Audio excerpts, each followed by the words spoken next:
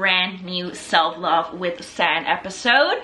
So recently somebody asked me if I wanted to talk about anxiety and my experiences with it. And since I haven't done a self-love with San episode in a while, and anxiety is a topic that I have wanted to discuss for ages on this channel, I thought, okay, why not do it right now whilst I do my skincare routine. So obviously we're starting off with cleansing. I'm using a mild cleansing oil today, which is also suitable for sensitive skin. And today I'm actually going to show you something really exciting because I recently got an LED red light therapy mask, so I could do red light therapy at home. And I have always wanted a mask like that. I have been seeing them everywhere on TikTok and Instagram, so now I finally have one myself as well. Obviously I'm filming this in my room and not in my bathroom because the echo in my bathroom is crazy. So improvising it is. I have my glass of water right here in which I'm gonna dip this brush, and we're gonna scrub my skin extra well so that it's all nice and clean. Before doing any type of LED treatment on the skin, it is really important that you start off with clean skin that does not have any active ingredients on it. So I just woke up and first things first, well, obviously I first brushed my teeth and now cleansing it is. Adding water to my face to really emulsify that oil cleanser. So I feel like when it comes to the subject of anxiety, we have to go back to my childhood. So overall, I had a very peaceful, stress-free childhood.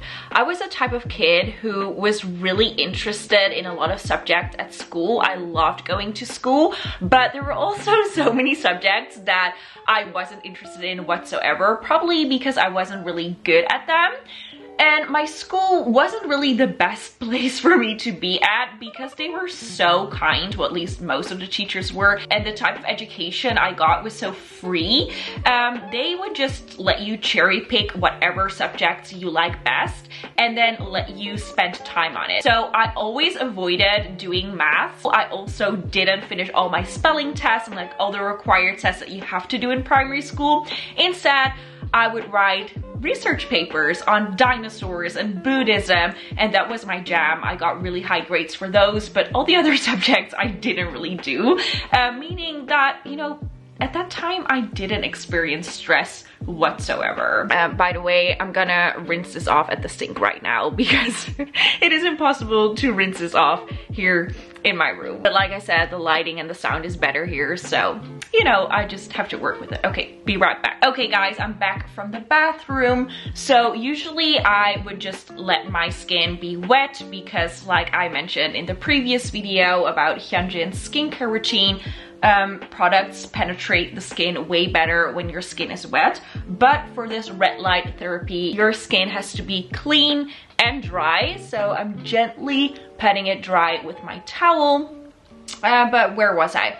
Okay, so because my childhood was really peaceful and calm, I mean, I am a child of divorce and I was raised by a single mom, so, you know, there were some troubles there, and obviously there were also hard moments in my childhood, but I think the main reason why I didn't feel any anxiety whatsoever was because of my chill primary school. However, everything changed when I needed to go to high school because I thought I was a really good student. I loved going to school, but the teacher that I got in my last grade of primary school, she was a little bit stricter than all the teachers I had before, and she was like, okay, no way is she going to go to the highest level of high school.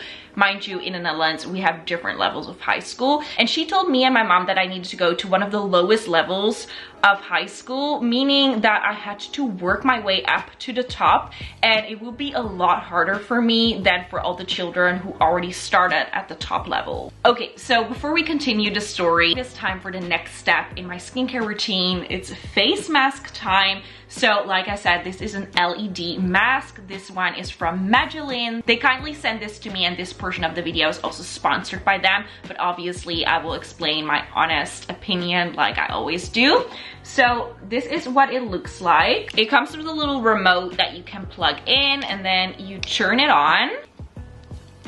And this is the first setting, which is the red light. This one is for anti-aging and increasing collagen. The mask actually has multiple settings, which I love, and each of these settings have a different purpose. So this purple light, for example, is to improve dull skin, and it also tightens the skin. This green light is to balance pigmentation, and it also fades scars. This yellow light fades spots and reduces skin elasticity. This blue light, it kind of looks purple on the screen, but this is the blue light, you guys. It actually calms down the sensitive skin, and it's also made for grease reduction. And there are even more modes, like for example the cyan light, which actually boosts cell metabolism. But today we're going to use the red light, which I'm most excited about. So this is what it looks like when I have the mask on, but I'm not done yet. I mean, it looks kind of funny, but it also looks kind of cute, I guess. It also comes with a matching neck mask, and I'm gonna put this under my robe. So now I'm all packed up. As you guys could have seen, it actually is attached to this little remote control, and it also has a timer. So now I've set the timer on 20 minutes. This contains no damaging UV rays, and it is non-damaging, so it's completely safe to use in the comfort of your own home. But if you're a little bit, you want to be extra careful, you have sensitive skin maybe, you can always do a patch test. That is actually what the brand Magdalene recommends you to do. So you could just leave the mask on your arm, for example, and then leave it on for 10 minutes and see how your skin reacts. If your skin doesn't turn extremely red or itchy, then you're all good to go and it's safe to use on your skin. I have very sensitive skin, like I said, and for me this works perfectly fine. I can use this without getting any irritation. The LED red light actually penetrates the deep layers of the skin and makes sure that it boosts collagen production. It also smooths fine lines and wrinkles. There has been a study done, and 97% of the people saw a reduction in their fine lines and wrinkles, which is amazing. And that is over a time period of 10 weeks. So this is something that you would have to use for a considerable amount of time for it to actually show results. But that's also the case for any type of skincare or mask or treatment. So how this works is that the red light stimulates the skin cells, promoting blood circulation. And whilst having this on, it actually feels really comfortable. Like, it is not hot, which is something that I first thought that it would be hot, but it is not. I don't feel anything from it. No itching, just nothing. It feels very comfortable to wear this. So like I said, this portion of the video is actually sponsored by Magdalene, and I have a little surprise for you guys because of course I got you guys a discount code, so you can now get 10% off by using code SAN10. And now I'm just gonna let this sit and then take this off after the 20 minutes are done. Okay, my loves, the 20 minutes are over. And actually the only thing that you see on my face right now are these imprints of the eye things, because that was just pressing against my skin. And I have really sensitive skin. Even if I'm wearing like a really soft, silky eye mask, I will see an imprint the next morning. But yeah, that's the only thing that you see on my face. It is maybe a little bit more red than usual, but that redness will disappear in about like 5 minutes. But yeah, my skin, it feels really nice, soft and smooth. And now we can continue with the rest of our skincare routine. So going into high school, that was actually the first time that I experienced, some form of anxiety. So like I said, I needed to work my way up to the top. I needed to work so hard to get to the top level, and eventually I did. But it did take me a lot of time. I often ate lunch by myself in the school library because, one, I didn't really have any friends, and two, I just wanted to focus on school as much as I could and not waste any of my precious time, which in hindsight wasn't maybe the best decision because I was very overworked and very stressed all the time. But even during my lunch breaks, I was still working, doing homework. And so during that time, I definitely saw my stress levels increase, but it was not like I had any severe mental health problems.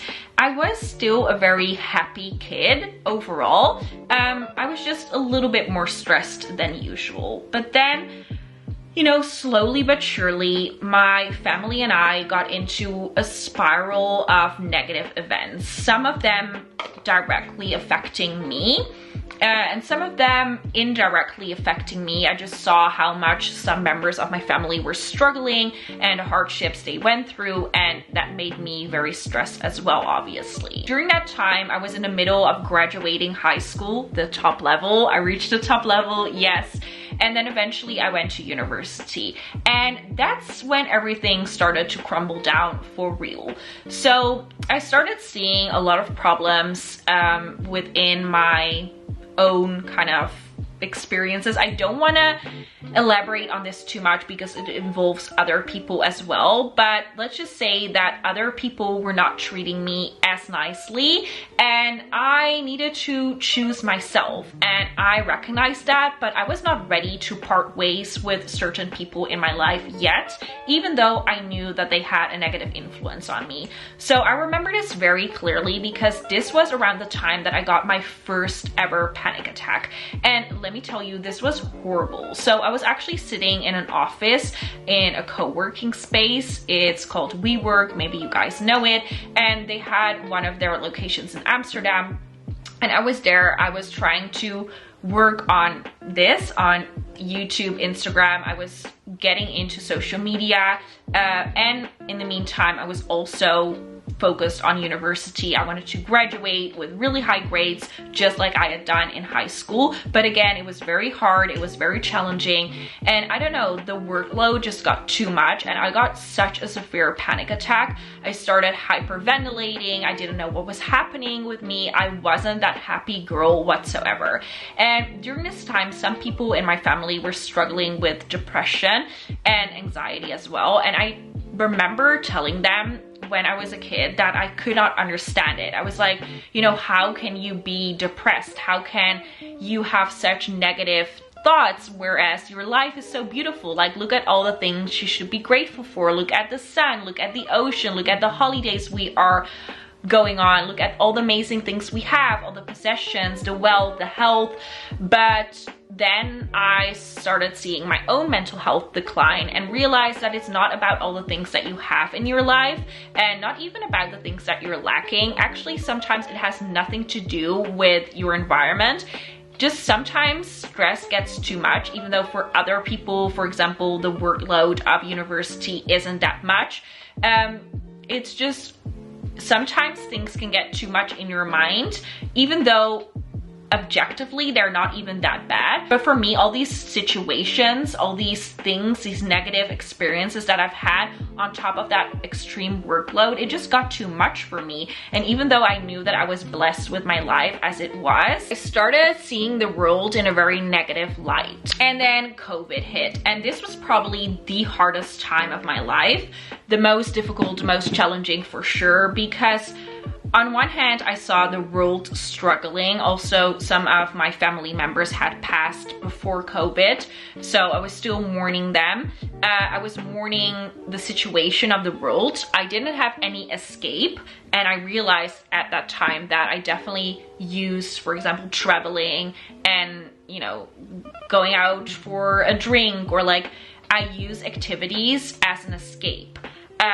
And now that I was there in my room, stuck and alone with my thoughts, I realized that there were a lot of things in my life that were just not working well. Things that I had allowed just for the sake of, you know, if things stay the way they are, maybe, just maybe, I could just live my life, even though I have some forms of anxiety here and there, some stressful moments, but if I just keep going with whatever I'm doing, it's gonna be fine, you know? I don't have to make radical decisions because, you know, I wasn't ready for it, and I thought, you know, the train of life will go on.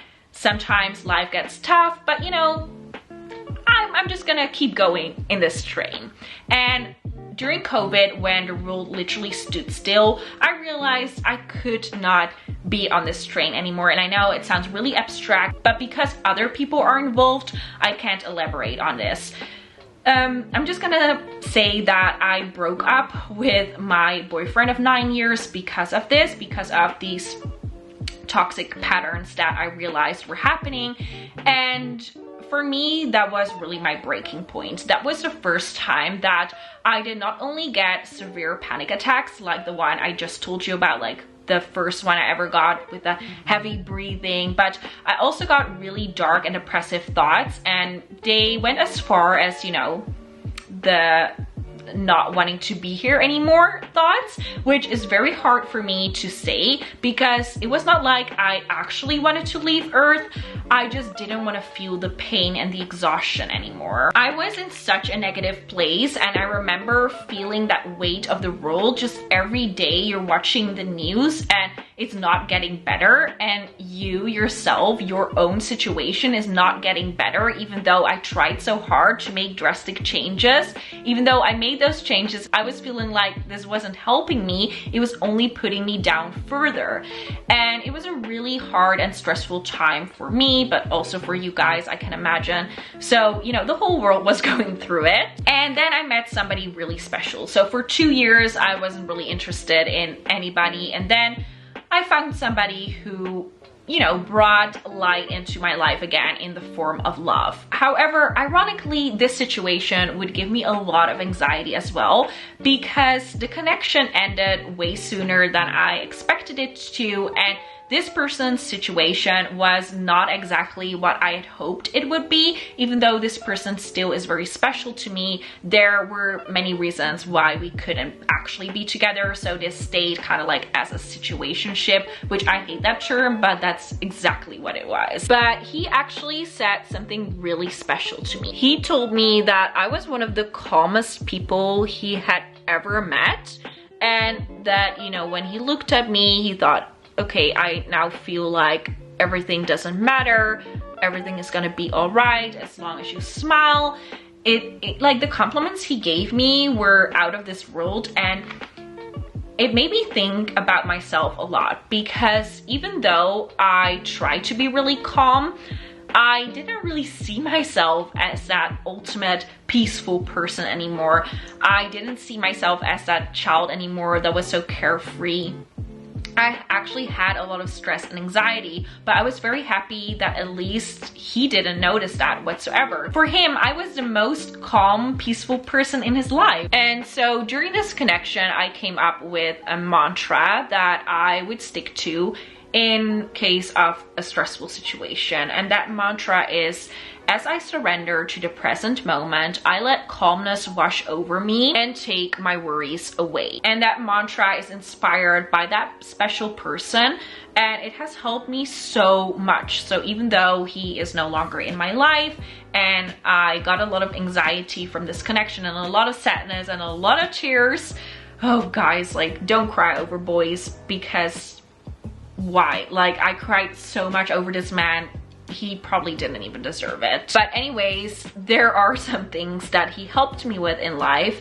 And one of the things that he helped me with is this mantra, even though I came up with it myself, but he was definitely the inspiration for it. And so now every single time I'm in a stressful situation, I try to use this mantra to calm me down.